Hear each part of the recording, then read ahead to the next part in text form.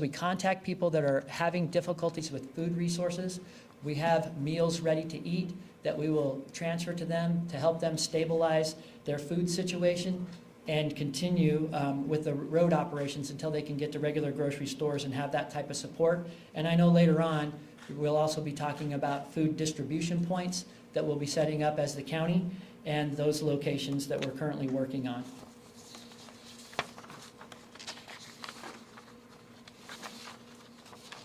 I've been in contact. You're going to get to hear from Assemblymember Lackey and Congressman Jay Obernolte. I want to assure all the citizens that are up there in our mountains, we have received nothing but fantastic support from the state and from our local and federal officials. I've been on the phone with all of them regularly, and they have given me direct access to a number of the resources we've seen and certainly supported the Board of Supervisors and all of the efforts by all of the department heads that are represented today in trying to stabilize the county. I'd like to speak directly to the folks up there in Lake Arrowhead. You think that you may not see snow plows and a number of things. Folks, we're here for you. We're going to dig you out, and we are coming. We are making tremendous progress. I saw this from the air yesterday. The roads are being cleared. There are snow plows everywhere, and you are going to see direct relief coming to your doorsteps shortly. We have to follow the process, and what I'd like to describe the process as being, remember, our state highways are like arteries. Then you go down to county roads or like veins, and you go to individual services and homes that are like capillaries. Those services and homes that people need to access are blocked by walls of snow. So even though we're making progress, we still have to knock down those walls, get people's driveways cleared, get businesses cleared, and a number of things.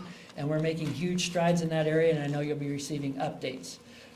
Thank you for your efforts, and I'd like to introduce my partner, Fire Chief Dan Muncie.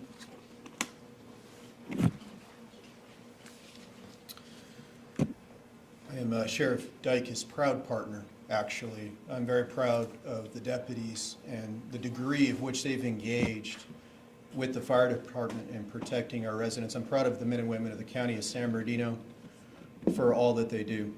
And I'm extremely proud of our firefighters. I want to take a moment and just describe a day for our firefighters in Lake Arrowhead. As the roads are being plowed, they're not always able to take fire engines. To access emergencies, we've deployed 8 snowcats across the mountaintops. Those snowcats are those tracked vehicles, and when they can use them, they do. But there are times where they have to walk into these emergencies. We've had more structure fires than normal in the mountains. We believe that these are due to natural gas leaks. Thank you, sir. We're working with our investigators to determine the cause and origin so that we can protect our residents by notifying them how the snow is impacting their utilities. These firefighters are responding to these structure fires on these tracked vehicles, not with pumps, not in fire engines.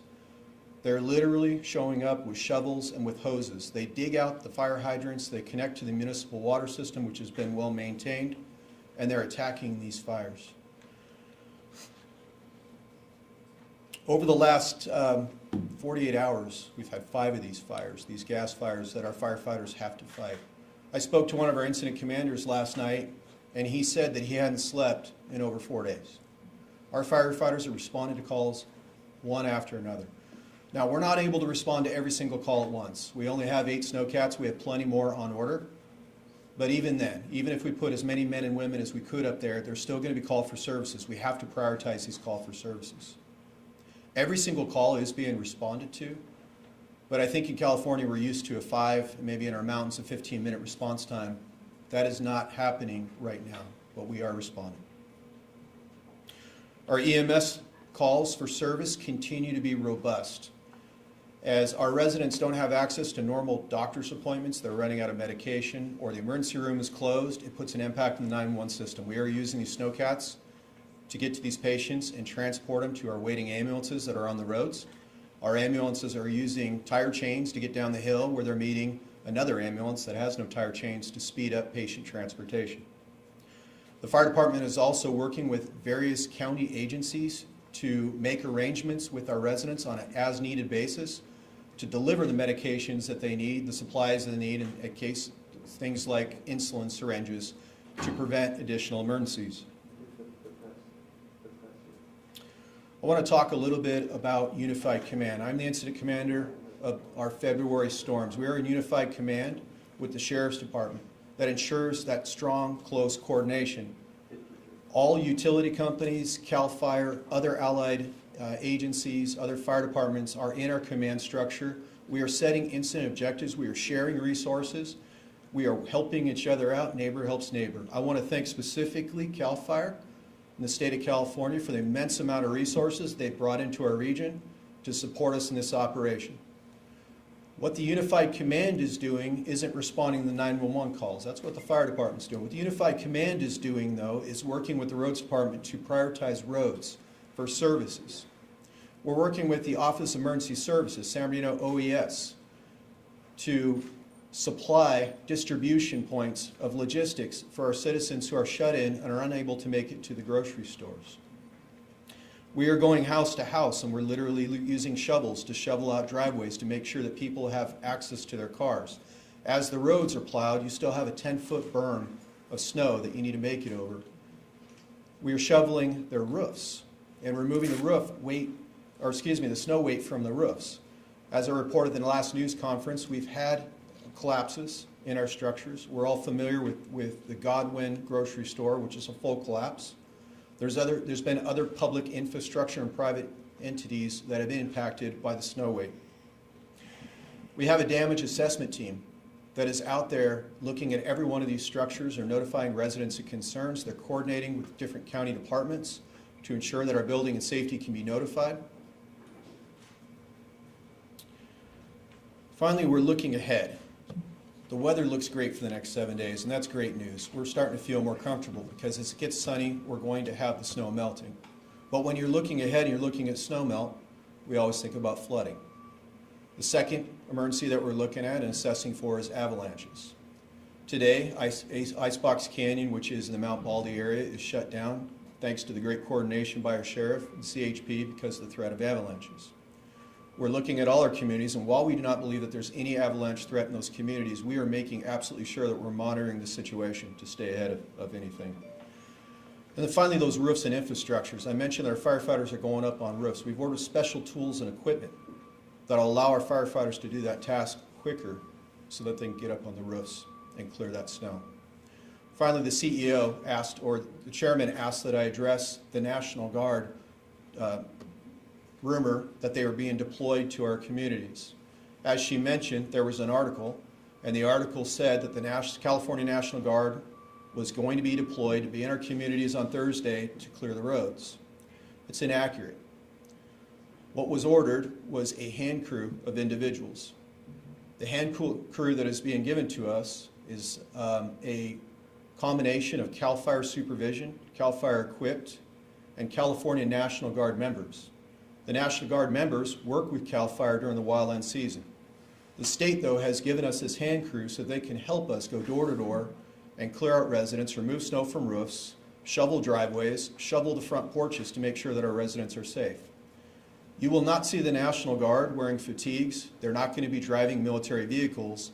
They're dressed like any other firefighter. They wear blue uniforms. They're called a rattlesnake crew. That is the name of that crew. Every crew has some sort of name. So as you think that there's been a deployment of National Guard, don't think that this is a hurricane in Haiti, where you see our military there to support the citizens. That's not what we need. That's not what we asked for. What we asked for is assistance to our citizens. And the best assistance that you can get is men and women that have shovels, that can go and directly go on private property and help. The second piece of equipment that we requested from the state of California is front-end loaders, dump trucks, and different specialty equipment. That equipment is starting to arrive and is being deployed in conjunction with our Public Works Department and with Caltrans to support our private citizens. Finally, there's two individuals that I brought over here that spoke Spanish. I know that there was some Spanish media in the audience that asked for interviews. They'll be available after this press conference to answer any questions in Spanish. Thank you.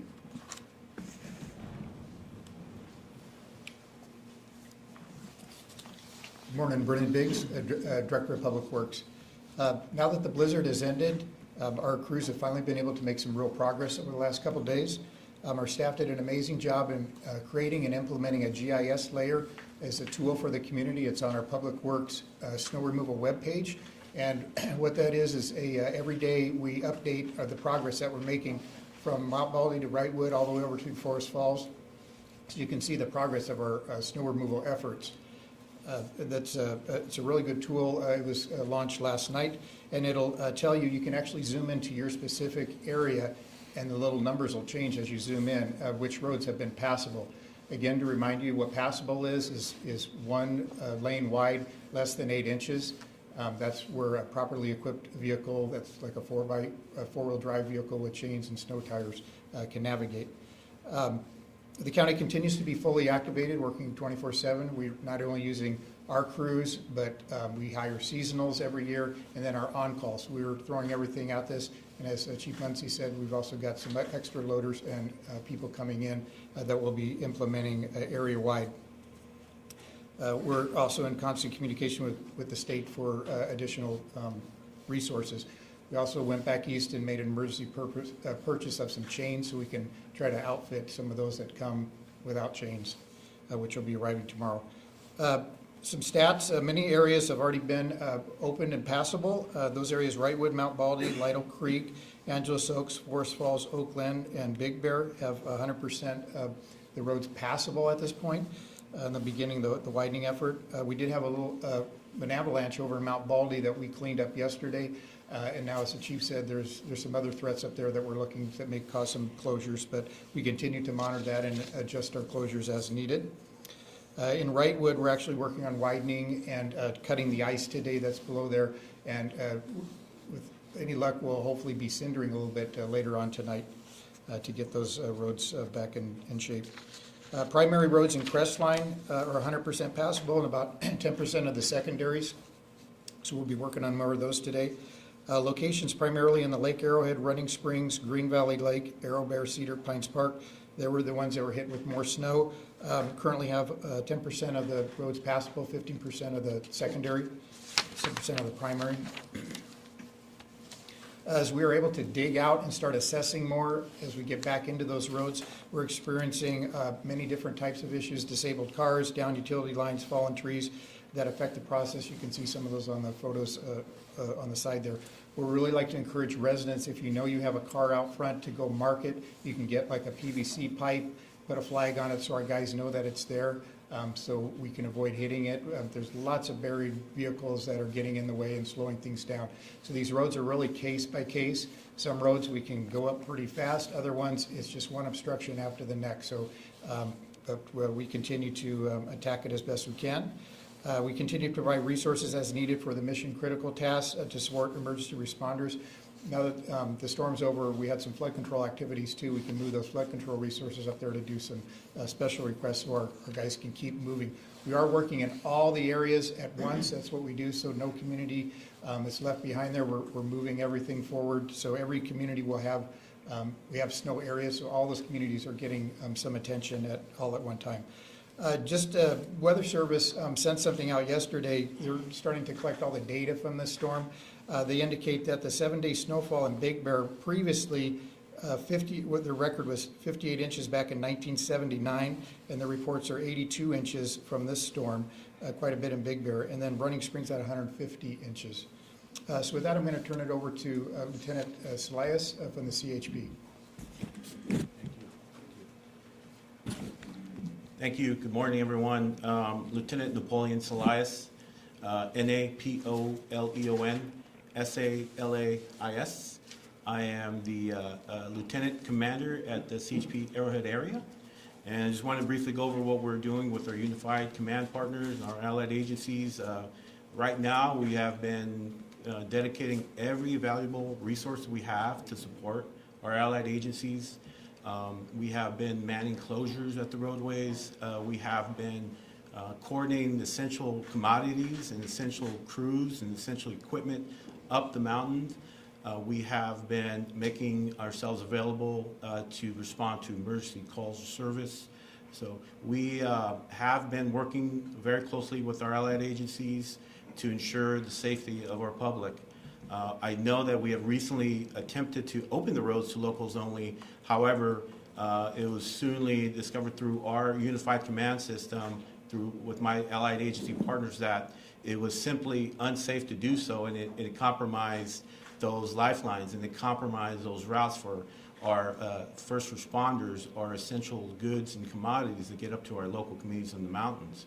So we urge everyone to please be patient, but we just simply cannot compromise safety. We also have to take into fact, and we have to have the point of view that the mortar's going up and the locals trying to get up, it's still not safe to get up there. We only have one lane of travel in some of the roads, and it potential for someone to get hurt. So we urge everyone to please be patient, and that we just simply cannot compromise our safety efforts for our first responders, safety efforts for those goods and commodities that are making their way up through the mountains, those lifelines. We have to protect those lifelines so that we can make sure that everybody's safe up there in the mountain communities. Please follow our websites for updated road conditions and road closure conditions. Also our various social media platforms for up-to-date information. Thank you. I'll go ahead and leave it off to Jim Rogers, our Deputy Director of Maintenance from California DOT Caltrans. Thank you. Thank you, Lieutenant. Good morning. I am Jim Rogers. I am the Deputy Director of Maintenance here in District 8. I would like to thank San Bernardino County again for inviting us to this to give opportunity to speak with you today. We are here to share about the hard work that the staff have been contributing to the snow removal and the storm cleanup efforts this past week. On Tuesday and Wednesday, we received additional snowfall, which set us back from the progress that we'd made over the weekend, also resulting in a pause of escorting residents back up to their homes. I am proud of our crews, and I continue to work who continue to work tirelessly day to day to clear the mountain routes. I'd like to just share with you, as of yesterday, our mountain crews have removed over 2.6 million cubic yards of snow off state routes. This is in addition to the snow removed by our contractor that we've hired through our director's order. Crews continue to work 24-hour shifts, rotating staff to clear the roads to provide necessary supplies, fuel, food, and medicine. Their efforts this week helped facilitate emergency deliveries to the mountain community hospitals. A mission task order has been initiated to coordinate with Caltrans districts throughout the state to participate and provide local partners with additional resources, including equipment such as loaders, trucks, personnel, and more to clear the snow and fallen trees. I'd also like to state that we have started mobilizing those vehicles and equipment, and the crews coming in. They're coming in from districts across the state, San Diego, Los Angeles, and different areas from up north.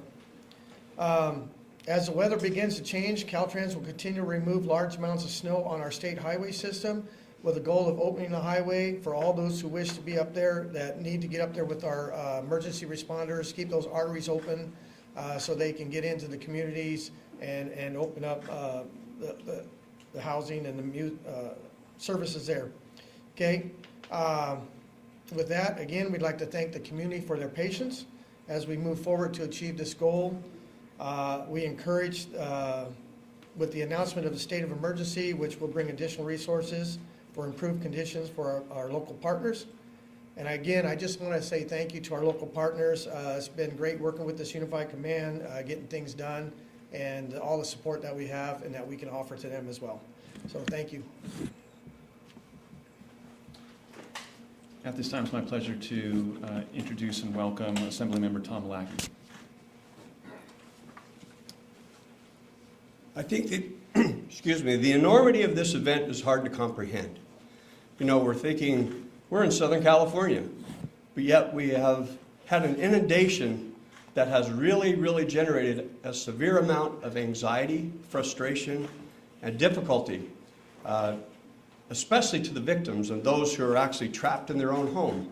It's hard to imagine that this kind of calamity would hit us at this time of year, but at any time of the year. And I'm very thankful that the state of California has actually been paying attention, and we're very heavily engaged. Senator Ochoa Bogue and I were able to convince the governor that the state of emergency was called for in this set of circumstances, which has released the full support of the state of California as a partner in bringing remedy to this very challenging set of circumstances. I want to thank all those who are actually, as the firefighter leader indicated, they've been going days without sleep. And their heart is in the right place, and everybody needs to know that not just their heart is in the right place, but so are their efforts. And so I feel very, very frustrated for those who are suffering, and I can't imagine being trapped in my own home for days, feeling helpless. And that's the feeling that we're trying to remedy, and know that our efforts are being heavily focused in your benefit. And know that help is coming, and we're sorry it couldn't get here quicker.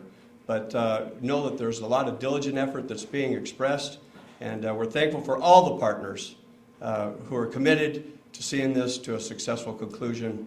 And thank you all for paying attention. Thank you. Now it's my pleasure to introduce and welcome Congressman Jay Obernolte. Good morning. I'm Jay Obernolte. I represent the 23rd Congressional District, which includes almost all of the affected areas here in San Bernardino County. I wanted to update you on what we're doing at the federal level to respond to this emergency.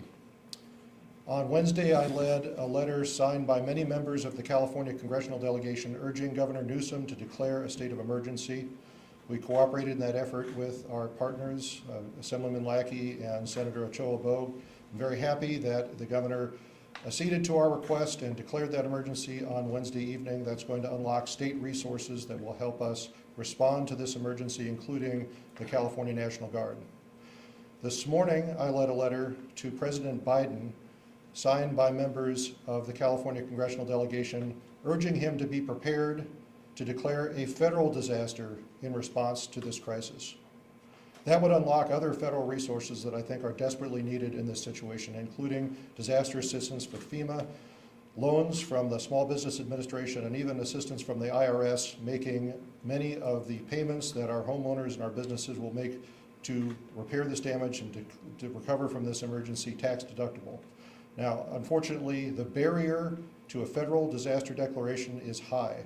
It includes a request by the governor and a preliminary damage assessment, we call it a PDA, showing that enough damage has occurred to justify a federal disaster declaration. So we'll be gathering information about the amount of damage that's occurred. So I would encourage you, if you're a homeowner or especially a business owner in some of these affected areas, please keep track of your disaster-related expenses, because we might be asking for that information if we need to prove to the federal government that a disaster declaration is something that we qualify for.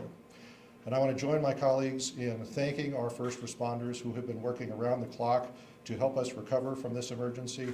All of our partners have been working as one unified team, and I can't tell you how much I and the other elected leaders appreciate your efforts on the behalf of our constituents. Thank you.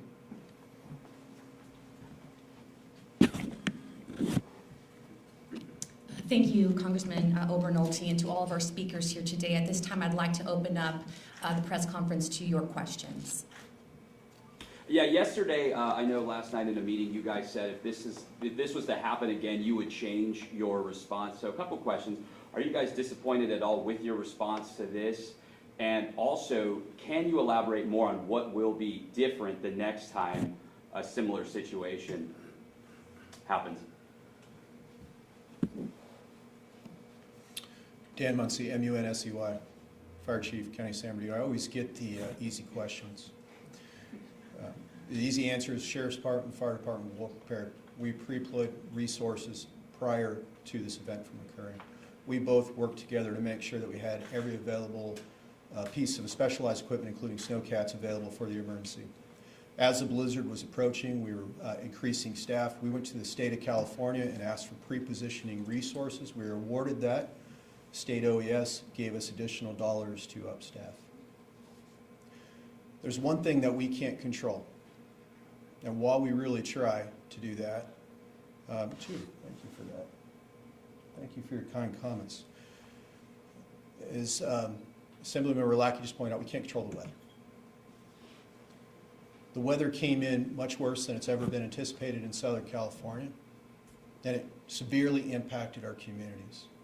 It wasn't just one weather event. It was several weather events that were stacked on top of each other. Despite our best efforts, we were still immovable in a lot of cases. The second thing that we can't control is the preparedness level of your citizenry. And while we get out there and we educate folks, and I gave the example of an earthquake last time, that they need to be prepared for the event of the emergency, especially when you're living in outlying communities. You need to be prepared for an earthquake. We found out that many of our citizens were not prepared. This put additional strains on the system. Now, I think an answer to your question is, where can we be better prepared in the future? When it comes to roads and clearing the roads, I think that we learned some valuable lessons. I would say that our men and women that work for the County of San Bernardino, and Public Works, Caltrans, they did their darndest. They were out there 24 hours a day, just like our firefighters, and they were plowing the roads. Unfortunately, the snow came down so quickly and stacked up so quickly that those front-end plows that we're so used to using on a routine basis became ineffective. What we found out is that you truly need some specialized equipment when you have blizzards coming. The warning that we had for the blizzard wasn't weeks. We only knew 24 to 36 hours that there was a strong potential that this was going to occur, and even if the county had gone out and leased the equipment, it would not have been here in time to keep our roads clean. And so now we're left with needing specialized equipment, getting those in, yet our men and women go out there and use every available piece of equipment, including hand shovels and front-end loaders, to remove the snow and create the access. Caltrans did an amazing job by getting tons of equipment up here and cleaning the primary arterial road systems. That's allowed emergency vehicles to get through. The fire departments work closely with Public Works, county roads, even private citizens, to clear roads to make sure that we had those secondary accesses. They're not completely clear yet, but we're going to work hard on them. You can always do better. So to directly answer your question, we need better plans when it comes to severe blizzards. We need to have leases set up that allows us to get the equipment quicker. We need to have agreements that are set up to allow private contractors to come in. At the end of the day, you're not going to be able to support the immense population that in some cases were just not prepared for this weather event. And despite our best efforts, we're lagging behind in meeting their expectations. And what about on the state level too? I mean, yeah, we're talking about the county, but you know, state resources. People were calling for state resources for quite some time before they actually showed up. I would say that our elected officials have been tremendous at reaching out to me, and I know our sheriff has mentioned it, the county's mentioned it. They've been there. They've been asking us all along, what can we get? And they've been advocating for our citizens' needs. They've been making the phone calls, in our case, the fire department, to California OES. They've been making the phone calls to CAL FIRE requesting assistance. But the state has to mobilize too, and it's not an instantaneous thing. And then let's remember there's 12 other counties. There's 13 counties that were impacted by this weather. The state has to prioritize resources too, and while we would love for all of them to come to San Bernardino County, there's other priorities in the state.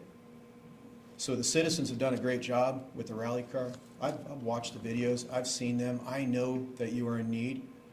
And as our sheriff said, we are doing everything we can to reach you, and we will reach you. The chairman mentioned a hotline. I'm going to give that phone number again. It's 909-387-3911. 909-387-3911. If you are in need of food, water, you've ran out of medication that you absolutely need for health conditions, if you no longer have heat, you need to call 911. We will come get you right now. We will make every effort. We will prioritize you. If you have a potential emergency in the future, you are going to run out of food at some point, 3-4 days. If you're running out of propane, if you believe that your house may be compromised with structural integrity, use that hotline, 909-387-3911. Fire department, police department, on a daily basis, we have to prioritize calls. When you call 911, we don't treat every 911 caller as emergency. The same thing exists today that exists on a normal basis.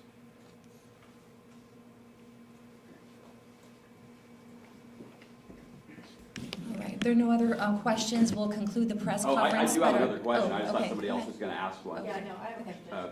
My question is to Caltrans or Public Works. I mean, people are obviously, at least the ones I've been speaking to, are curious. They want to get up to their homes, they want to get food to their families if they can. When can you give them more information about when the roads will be available for them to start getting to their homes, especially in the areas of Green Valley, Running Springs? You mentioned that 100% of Crestline wasn't open, but you're still working on clearing the other roadways in those communities? So as I had, how we have been mentioning, keeping those lifelines, those vital routes up for our first responders and get those goods and commodities and essential equipment to help our residents up there in the local mountains. Until we can say it's safe and it doesn't compromise those efforts for our first responders and getting those commodities up there, we're going to have to maintain our public safety is always going to be paramount. So that's going to be based on ensuring that we don't compromise public safety. But how are people going to get to those resources? Like the grocery store in Arrowhead, if you can't even leave your house because you're buried in 10 feet of snow, how are you going to get to those resources? Yeah, as I mentioned earlier, one of the tools that we have now to show the daily progress is our new GIS maps that'll show the progress as we're continuing on, so they can start to see which communities are more passable than not. We're estimating, a week or two, but that's because we really don't know until we get to that road, and they're all case by case and what buried cars and stuff we get, and also the state resources that are coming in.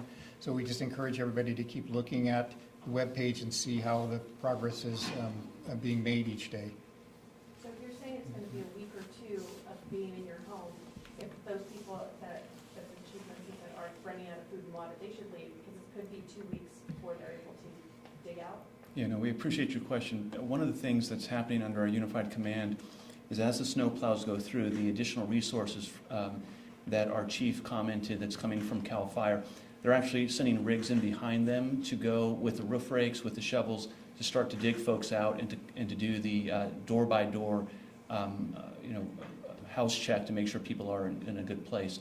It's our approach not just to focus on the main roads and then just leave everyone stuck in their home.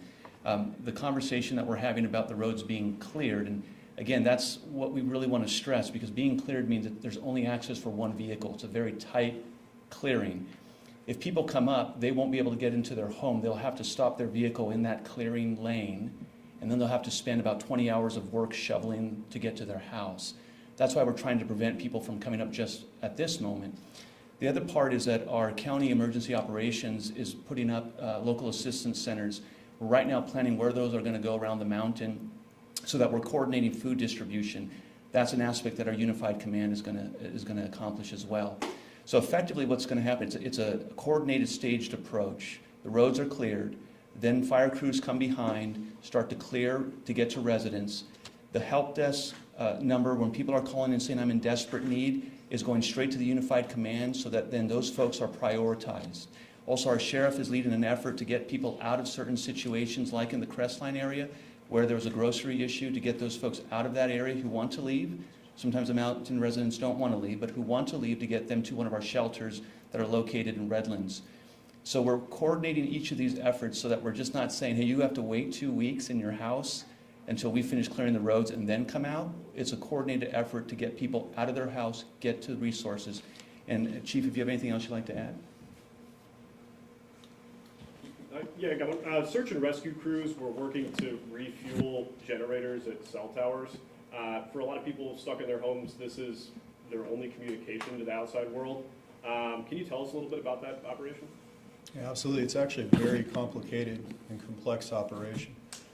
The roads that normally go out to our cell towers have about 10 feet of snow on them. So we've tried heavy equipment and have not been successful. So there's an operation that's being undertook today in conjunction with our Sheriff's Department to literally deliver crews to the top of Keller Peak, and then those crews will then accept what we call sling loads. So sling load is using a heavy lift helicopter, a Type 2 helicopter, I think kind of like a Huey, that has a long line underneath it and a net that's carrying fuel cans, jerry cans. The helicopter comes and hovers over that site, and our crews receive that sling load and then physically take those cans and go refuel the generators. Could not be possible if our sheriff didn't have excellent pilots and equipment, but we will ensure that critical communication is maintained. Yeah, so on people though that are stranded in their homes, have the time estimates been cut down at all by these state efforts to get them out of their homes? And what's the longest you anticipate some of these people at this point to be still stuck? So we've estimated during this, we said we could push it out as far as 2 weeks, but because of the state's efforts and the equipment that's coming in behind us, we're hoping to drop that down to a week. People are already seeing a number of relief. I don't want it to leave everybody with the impression that citizens' vehicles aren't moving around up there. There are some residents, like Brendan Biggs explained to you earlier, that have snow chains and four-wheel drives. I've seen them from the air. They are moving around. Some of them that are able to walk close enough to receive groceries and supplies and things like that are certainly doing that. We're seeing neighbors helping neighbors. So it isn't a complete lockdown, and we are making a tremendous amount of progress. Those people that we find that are the most desperate, in other words, not supplied up, don't have the proper resources, especially when you're talking about, Airbnb, short-term rental type of situations that people may have got caught up in. We're removing them from the mountain and making sure that we get them taken care of and they get resources to get back home. We may have to go up and get cars later, but right now human life is of most importance. So you're going to see that shrink. I think with the weather, you're going to see it shrink even more. I'd love to be able to give you exact times and dates to be able to do that. It just really isn't possible at this point. And to your earlier question about specialized equipment, if you look at I-80 going through the Tahoe area, I've seen I-80 where they have 20-foot walls of snow. We don't ever experience that in our mountains, but we've experienced it now. So having blowers that can actually blow snow that high, it's become, as Brendan explained to us, much more of a loader situation. We're having tractors come in and scoop the snow, having to drive it away, truck it out, and a number of other things, which makes the operation much slower.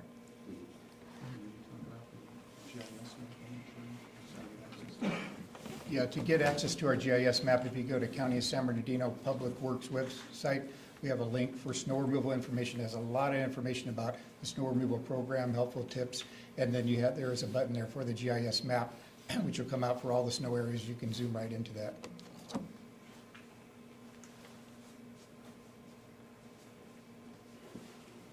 All right, are there any other questions? Before we conclude, okay, we're going to go ahead and conclude this phase of the press conference, but our speakers will be available for one-on-one interviews should you deem that appropriate. We also have representatives from Red Cross, SoCal Gas, Southern California Edison that are here in the audience that are available to provide you with information as well.